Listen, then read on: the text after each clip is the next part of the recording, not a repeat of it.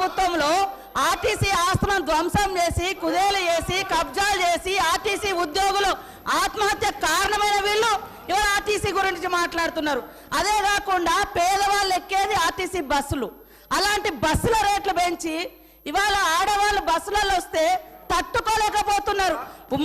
నేను ఒకటే సూటిగా అడుగుతున్నా, ఆర్టీసీ ఫ్రీ బస్ పెట్టొద్దా? ఇవాళ మీరు వ్యవసాయం చేయనటువంటి బీడు భూములకు లక్షాధికారులకు కోట్లాది రూపాయలకు వ్యవసాయం పేరుతోటి రైతు బంధు కట్టబెడితే ఏ పేదోళ్ళైనా రోడ్ల మీదకి వచ్చి మీ ఇళ్ళ ముంగర ధర్నా చేసిర్రా?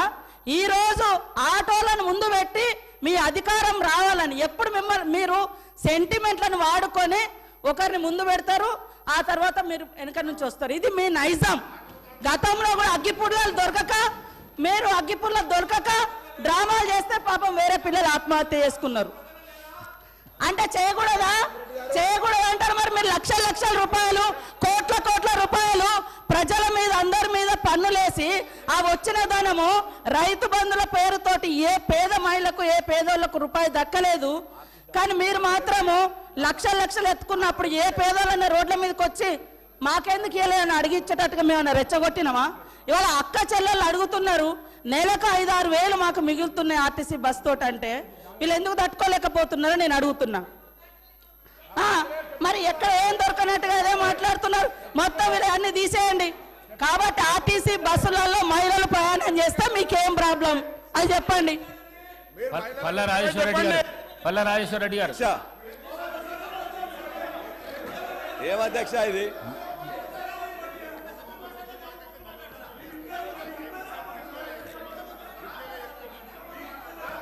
అధ్యక్ష,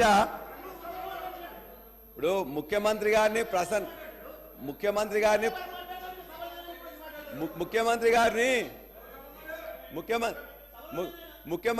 ప్రసన్నం చేసుకోవడానికి మంత్రులు తాపత్రయపడుతున్నారు. పర్వాలేదు, చాలా పని మంచిగా చేయండి, పర్వాలేదు. అదే కదా మేము అడిగేది ఏంటంటే మేము చెప్పినాం.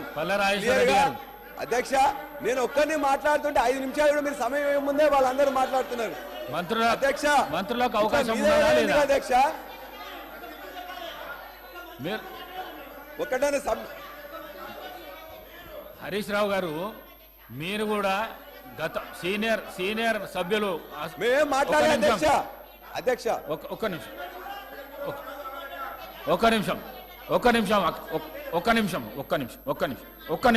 నిమిషం. మీరు హరీష్ రావు గారు, మీరు కూడా ఈ హౌస్లో సీనియర్ శాసనసభ్యులు, లెజిస్లేటివ్ అఫైర్స్ మినిస్టర్గా పనిచేసినారు. సభా ప్రాంగణంలో ఏమవుతున్నది అనేది అందరికంటే ఎక్కువ మీకు తెలుసు. కానీ మీరు కూడా మధ్యలో కామెంట్ చేస్తే ఇప్పుడు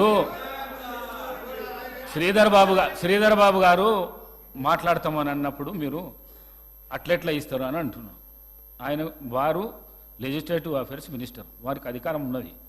ఇంటర్ఫియర్ అయిపోయి క్లారిఫికేషన్ ఇచ్చే అధికారం ఉన్నది. మరి పల్ల రాజేశ్వర రెడ్డి గారు అధ్యక్ష, మేము మరలా ఇప్పుడు ముఖ్యమంత్రి గారు ఇంతకుముందు నేను మాట్లాడినప్పుడు సభలో లేరు కాబట్టి వాళ్ళందరూ కూడా కొద్దిగా వక్రీకరణ చెప్తున్నారు. మీరు చేస్తున్న ఏదైతే సబ్జెక్ట్ మాట్లాడండి. సబ్జెక్ట్ మీద అధ్యక్ష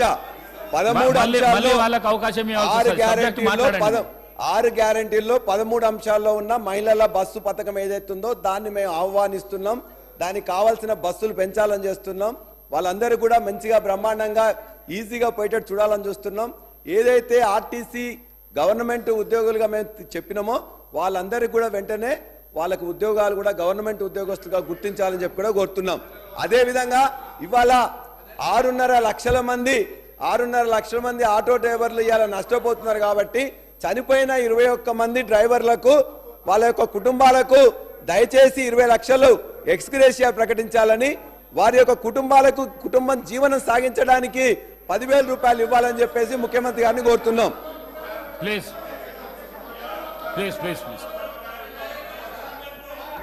అదేవిధంగా అధ్యక్ష, ఇవాళ రైతులకు చనిపోయారు అన్నటువంటి తప్ప ఆటో కార్మికులను రెచ్చగొడతా ఉన్నారు. ఆటో కార్మికులను రెచ్చగొట్టే ప్రయత్నం చేస్తా ఉన్నారు. ఆత్మహత్యల వైపు ఈ సమాజంలో బాధ్యత గల వ్యక్తులం వాళ్ళ సమస్యను పరిష్కరించే విధంగా చెప్పాలి తప్ప ఆటో కార్మికులు ఆత్మహత్యలు చేసుకోమని ప్రేరేపించేటువంటి పరిస్థితి జరుగుతూ ఉన్నది. అలా ఇది మంచిది కాదు సమాజానికి. దయచేసి వాళ్ళు 10 సంవత్సరాలు అన్నప్పుడు ఆర్టీసీ 10 లక్షలు నేను చెప్తే అధ్యక్ష ముందు 60 రోజులు సమయం ఇస్తే పట్టించుకోలే, పిఆర్సీలు ఇయ్యలే, బాండ్స్ ఇచ్చారు, అవి ఇయ్యలే. ఇప్పటికీ ఆర్టీసీ ఆస్తులు వరంగల్ వాళ్ళ పార్లమెంట్ సభ్యుడు పేరు చెప్పొద్దు టైర్ రిటైరింగ్ తీసుకున్నాడు. కరీంనగర్లో మాజీ పార్లమెంట్ సభ్యుడు ఒక మల్టీప్లెక్స్ కాంప్లెక్స్ కట్టుకున్నాడు. ఆర్మూర్ల శాసనసభ్యుడు ఇప్పటికి ఆర్టీసీకి బాగా వాళ్ళ గురించి మాట్లాడితే మళ్ళీ మీకు ఏమైతే ఒకసారి ఆలోచన చేయండి. ఆర్టీసీ రక్షణ మా బాధ్యత. 10 ఏళ్ళు ఎన్నడూ కూడా ఆర్టీసీ కార్మికుల పట్ల ఆలోచించిన వాళ్ళు ఒక రిటైర్డ్ ఎగ్జిక్యూటివ్ డైరెక్టర్ ముఖ్యమంత్రి గారు బంధువు చెప్పేదే చెప్తే మీకు వినబుద్ధి కాకపోతే ఏం చేస్తామే? 4 ఏళ్ళు ఎండీ పెట్టుకున్నారు, 4 ఏళ్ళు మెయింటెనెన్స్ పెట్టుకొని ఆర్టీసీని నిర్వీర్యం చేసిన అధ్యక్ష. ఇవాళ నేను చెప్తా ఉన్నా, ఇలా ఆర్టీసీ మంత్రిగా ప్రభుత్వం పూర్తి స్వేచ్ఛ ఇచ్చింది. ఆర్టీసీ సంస్కరణ, అనేకమైనటువంటి సాంకేతిక విప్లవం, నూతన బస్సులు, అదేవిధంగా మహిళలకు పరిష్కరిస్తే మాకు ఎందుకో అర్థమవుతలేదు. ఆ మహిళ మా అక్క చెల్లెళ్ళు గౌరవ శాసనసభ్యులన వాళ్ళకు కనీసం ఆలోచన విధానాన్ని మార్పు చేయమని కోరుతా ఉన్నా. మహిళలకు బస్ సౌకర్యం ఇస్తే ఎందుకు ఇబ్బంది అవుతుందో తెలియదు. ఆటోలో రెచ్చగొడతా ఉన్నారు, ఏంది ఆటోలకు గిరాకీ మేము ఎక్కడ తెప్పదీసినాం? ఆటోలకు కూడా మా ప్రభుత్వం ఎన్నికల హామీ ఇచ్చింది, దాని వైపు కూడా ఆలోచన చేస్తా ఉన్నాం. ఆటోలకు న్యాయం చేసే బాధ్యత మాది. దయచేసి లేనిపోని అపవాదు అనవసరమైనటువంటి ఆటో కార్మికులను ప్రేరేపించి అధ్యక్ష వీళ్ళని ఆటోలు ఎక్కిరు అధ్యక్ష, ఆటోలు ఎక్కి బెంచ్ కారు నేను చెప్తే ఫ్యూడలిస్టిక్ మెంటాలిటీ ఉన్న వాళ్ళు ఆటో కార్మికులను అవమానపరుస్తా ఉన్నారు. ఇది మంచిది కాదనేటువంటి మాట మళ్ళొక్కసారి ఆటో కార్మికుల పక్షాన ఒక బీసీ బిడ్డగా అందులో ఉన్నటువంటి వృత్తి చేసుకున్న మైనార్టీ ఎస్సీ ఎస్టీ బీసీలను అవమానపరుస్తా ఉన్నాం. ఇది మంచిది కాదని మాట మనం చేస్తా ఉన్నాం. పల్లా రాజేశ్వర రెడ్డి గారు దయచేసి వారు అడిగిన ఎక్స్‌గ్రేషియా ఇవ్వాలని చెప్పేసి కోరుతున్నాం.